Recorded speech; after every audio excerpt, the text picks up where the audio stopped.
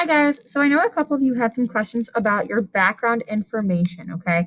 This is the I in ICE. This is where you give me information about what is going on right before the quote happens. So let's take a look at our example again, and let's go ahead and take a look. So first thing to do if you're confused, identify your C, okay? Your C is right here. Cite the quote and have the quote right there.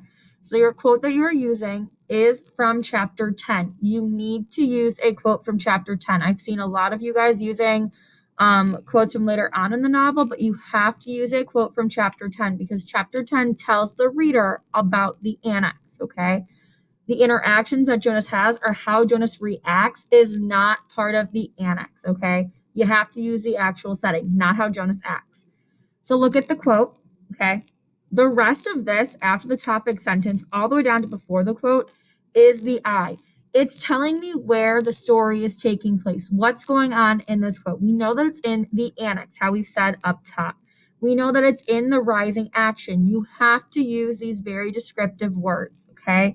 Have to use rising action. If you don't have rising action in your I, you will not get full credit, okay?